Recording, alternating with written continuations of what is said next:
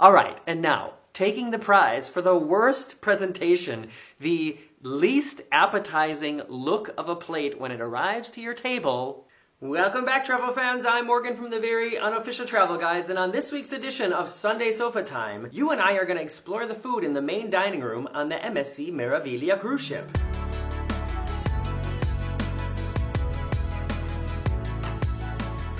Here we are again, in front of the red sofa. I'm back here in Hamburg. We literally just got back a couple hours ago from our little getaway to Madrid. And you know I call it little, but it was for several days. And I know for people who live in other countries and don't work as much and get as much overtime and time off as I do, you know, having like a week off is not a little trip. Sorry. Anyways, we just got back a couple hours ago and so many things have happened already. And I wanted to sit down and chat with you guys again and show you guys something that I've been looking forward to for a long time, and that is the food in the main dining room on the MSC Meraviglia. Little update for anybody who is watching this video of mine for the first time. I've now been on 15 cruises, and we usually don't go eat in the main dining room. We're buffet people. We like just about everything about the buffet over the experience of what it's like to eat in the main dining room on a cruise ship. So I'm kind of biased about the whole experience. And this was our second cruise on MSC, and we had sort of also a bias going into the cruise because our last cruise on MSC several years ago was pretty horrible. But I've talked a lot now, and you haven't seen any food yet, so let's get right to it. I'm going to start with a special night they had, and that was where the menu was prepared by the cook Ramon Freisa. Sorry, Ramon. I know I'm not saying your name right, but one of those variations was probably pretty close. I've never heard of this cook before, but apparently he has a very well-known restaurant restaurants in Barcelona. I don't know. And this was the menu that he prepared, or there were dishes on this menu that are from his restaurant or recipes. So let's go through the menu that you're seeing now. You can see they have octopus carpaccio, filet d'escargot, aubergine and mora, cheese Napolitan, William salad, oxtail consommé, rock lobster bisque, rock lobster, hashtag B52s, tortellini with asparagus tips and mascarpone cheese. Spoiler alert, that's what I ordered. Pumpkin shrimp risotto, dill-flavored seed bream, leg of lamb in aromatic herbs. I'm pretty sure that's what Marcus ordered. Roast fillet of beef in Marsala wine sauce, spinach, quinoa, and potato burger, and then the desserts as you are seeing here. I did not get a starter. I just started with my pasta. Marcus got the rock lobster bisque, and this is what it looks like. I didn't try it. I don't like lobster or oxtail or any of those meaty, fishy things, so at least this is what it looks like, and you can see the presentation is like it is. Nothing really special, and it's kind of dripping down the side of the bowl. This is also Marcus's roasted leg of lamb with the roasted potatoes and tomato au gratin. And like I said, I didn't eat this as well, but I remember Marcus saying that it was not very flavorful. I had these pretty nice looking raviolis, or what were they? Tortellini, stuffed with asparagus tips and mascarpone cheese, with truffle-flavored butter and toasted hazelnuts. And it looks great, and I put a lot of extra grated Parmesan on top of it, and then it tasted okay. But one sort of theme we noticed about just about every dish we had in the main dining room was very, very delicately seasoned, I guess, to put it nicely. Like, we had to pour salt and pepper on just about everything to give it a more intense or an even noticeable flavor, I guess you could say. And I want to get to some desserts here, and then I also have a lot of pictures that I want to show you as well of other times that we went to the main dining room. This here is the Royal Cake, which is a dark chocolate mousse, crunchy praline, and vanilla anglaise. Not sure what that is, but this is what it looks like. And so here we get some points for presentation. It does look sort of fancy, and it tasted all right, but these are the same desserts that were being offered up in the buffet as well, so in a way, you know, not much special in that sense. And this is the Choco Ghianduja Sundae. All sorts of things that are hard to pronounce on this menu. Which was, speaking of hard to pronounce, nocciolato ice cream, whipped cream, chocolate sauce, and toasted hazelnuts. And yeah, it was fine. It was like, you know, an ice cream sundae. But, you know, if you compare these desserts and the presentation of all the food to the main dining rooms on the other big lines that I always talk about, like Royal Caribbean or NCL, you know, I haven't cruised with Disney, I haven't cruised with Celebrity or whatever, but I know from looking at pictures of those cruise lines as well that all of those offer a much nicer presentation. So as far as videos of the food goes, those are the only videos I have to share with you, but I took a lot of pictures, and that's what we're going to look at now. And while I'm scrolling through my telephone to try to find them to know what it is we're going to be talking about, let me just remind you that I've also made other ships about the Meraviglia, or other videos about this ship, the Meraviglia, including the room service and the buffet. So just search for those in my library, or they might pop up at the end as a suggested video for you. Okay, unfortunately I didn't take a picture of the menu this night, but here are some egg rolls, and that looks like Marcus's arm, so these must have had, oh, it's 2 egg rolls and 2 wontons, and I can't remember what they were filled with, but it was something meaty or fishy because I know I didn't try them. The presentation is okay, but speaking of presentation, moving on to this. This was my, I'm pretty sure this is French onion soup with a pastry on top of it. And yeah, I mean, does that look good to you? It's been quite a while now, so I don't remember exactly what it tasted like. I don't remember it being fantastic, but I also don't remember it being awful. And that's kind of like an umbrella theme to just about all the food we had in the main dining room. There was nothing that was awful, but there was also nothing that I can remember that was like fantastic. Marcus had, that looks like roast beef, I would say. And yeah, it's slapped down there on top of some green beans, and potatoes, I think, are hidden under there. It's like a secret treasure of potatoes under a slab of beef. And then there's some gravy with like 2 little rosemary sprigs on top of it. And yeah, I mean, presentation again, 0 points. This was some asparagus risotto, and I really like risotto. Marcus and I make risotto a lot at home as well. And compared to risotto that I like, or that we've made, that I've enjoyed eating, it was missing cheese, garlic, and salt. So I was able to compensate for 2 of those things. I got some grated cheese and I put a lot of salt on it, but there was just no garlic in it. And yeah, I mean, I can only say it again. Look at the presentation. It's literally like cantina food. Like somebody was like, you know what I mean? And usually in main dining rooms on other ships, going there is sort of equivalent, the experience you have with the level of service and the creativity and presentation and the taste of the food is usually pretty equivalent to going out to a somewhat higher level restaurant when you're at home. And this was just not like that. Here are the desserts we had. I can't remember what they were called. This is some kind of chocolatey wafer cake. And then what I had was like some kind of apple pastry and vanilla sauce. And yeah, presentation, 0 points again.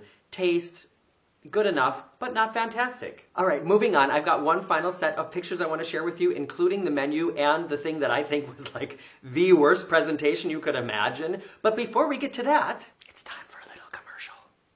Did you see it? If you didn't see a commercial, that means you also think I look better with a beard than I do without a beard. Did I get it right? Okay, final set of pictures and a menu here. So this is the menu for the upcoming food. As for starters, we had the mole marinara, which was mussels in a white sauce with onion and parsley. Spanish tapas, spoiler alert, that's what Marcus got, coming up, which was with some Iberico ham, some manchego cheese, roasted sweet pepper fillets, and a potato tortilla.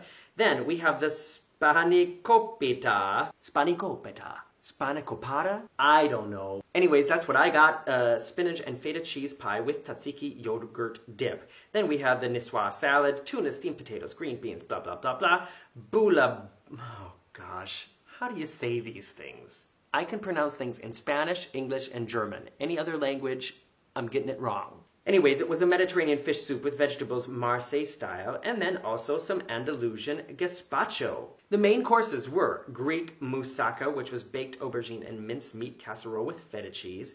Nobody from us got that. Paella di marisco, Mediterranean style mixed seafood grill, lamb and chicken stew Tunisian style, veal shank in gremolata sauce, and chickpea hummus and aubergine baba ganoush. That's what I got. It looked terrible. It's coming up, and I'm just trying to figure out what it was that Marcus got. I think he got the veal shank in gremolata sauce. I don't know. What do you guys think this looks like? If you ask me, it looks like meatloaf. Doesn't it? It looks like a big blob of meatloaf. Wait, let's go back. What was offered? What came with peas? Nothing. I don't know. I don't know what that was. Oh, but I forgot. Let's go back. So this was my appetizer. This was the panekopita, which was spinach and feta cheese with a tzatziki yogurt dip.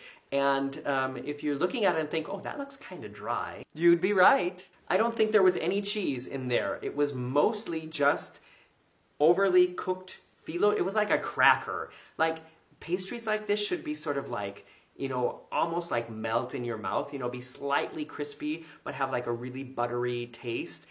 And when it says it's filled with spinach and feta cheese, then I want, you know, like a creamy filling on the inside. And this was not like that at all. It was just not very good. All that yogurt sauce was devoured in order to make this slide down my pipes. This is the tapas teller that Marcus got, and yeah, I mean, once again, presentation, I don't know, you know, maybe 1 point? All right, so back to Marcus's meatloaf, or whatever this was. What do you say about how that looks? All right, and now, taking the prize for the worst presentation, the least appetizing look of a plate when it arrives to your table, my hummus. What do you say about that? And you know, that was the blob in the front, that's the baba ganoush, which is like, it's like an eggplant, like mashed eggplant, and in the back is the hummus, and both of the things tasted exactly the same, basically like nothing. And then that dry pita bread, and then just a slab, you know, of tomato there. It just didn't look good, it didn't taste good, and most nights we ended up in the buffet afterwards for like a piece of pizza. And that's just, you know, that just doesn't say a lot for the quality of food in the main dining room. Now, I know I'm a picky eater. There's a lot of things I don't like to eat. Also, I eat vegetarian, so that sort of makes it difficult to please me anyways. But I've never been this unhappy or this, like, I've never been less impressed on any other cruise I've been on in the main dining room, except on the other MSC cruise I did. So if you are somebody who goes on cruises because you really enjoy trying fancy prepared food that you don't eat at home or that you wouldn't get at home, MSC might not be the cruise line for you. Unless you want to go to the specialty restaurants, but we didn't try any specialty restaurants when we were on board, so I can't really tell you much about that. And if you want to know about the buffet, like I said, I did a video on that already as well. So if you go to my channel page and then click on the magnifying glass, then you search for MSC Meraviglia Buffet and that video will pop up. I could link it in the description below, but YouTube tells me that nobody ever clicks on those links anyway, so I'm just not gonna bother. What do you think of that food? Did anything look good to you? Like, is your tummy rumbling now after seeing those videos and pictures? I know mine's not. However, now comes the time on Sunday Sofa Time where I comment on your comments live on air.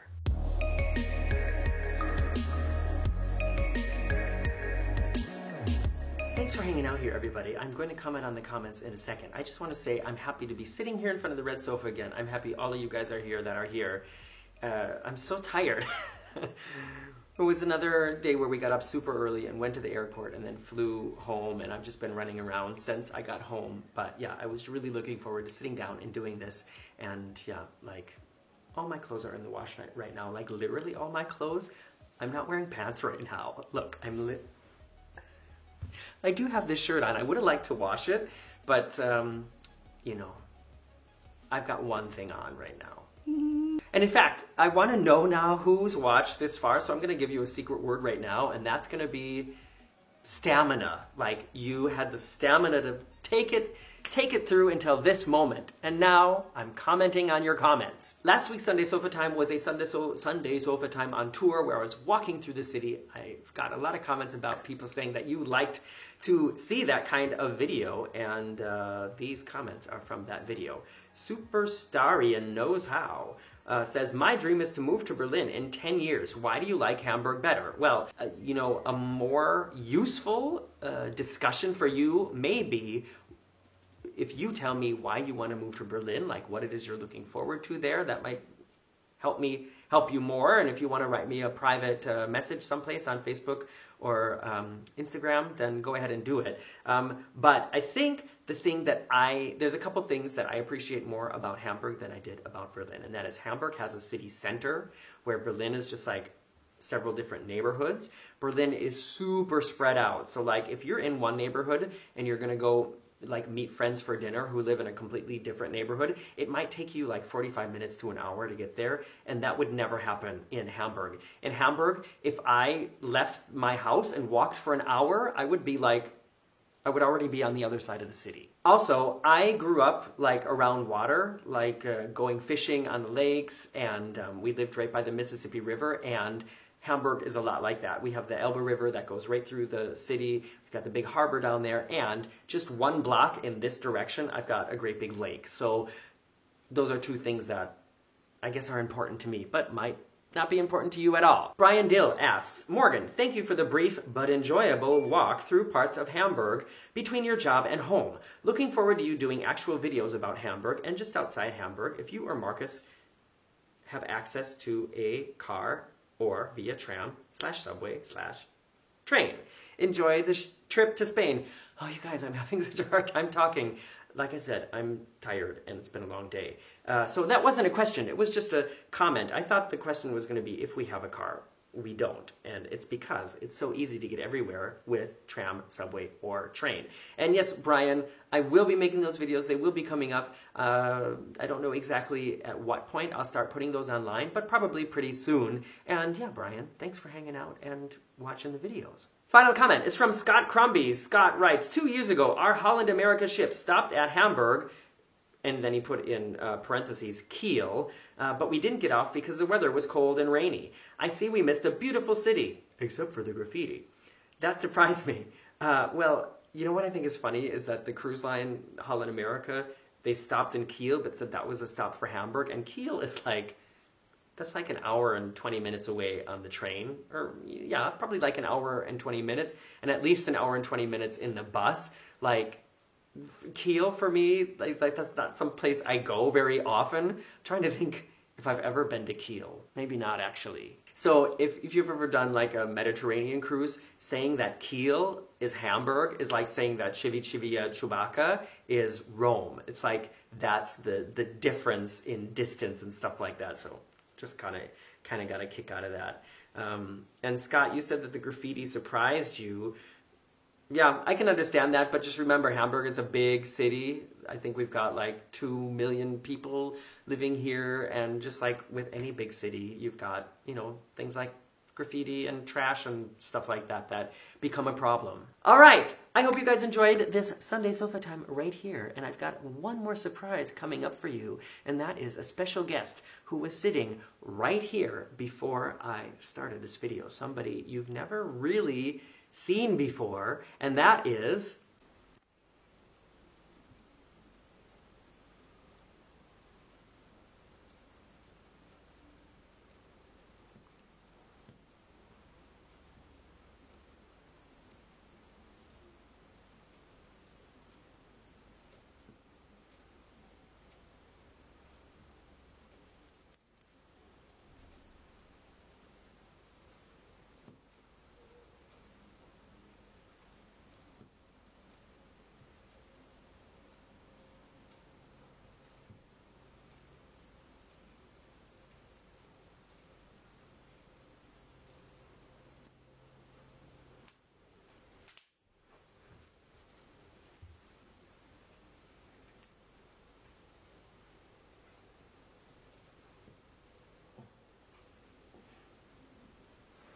something for the camera?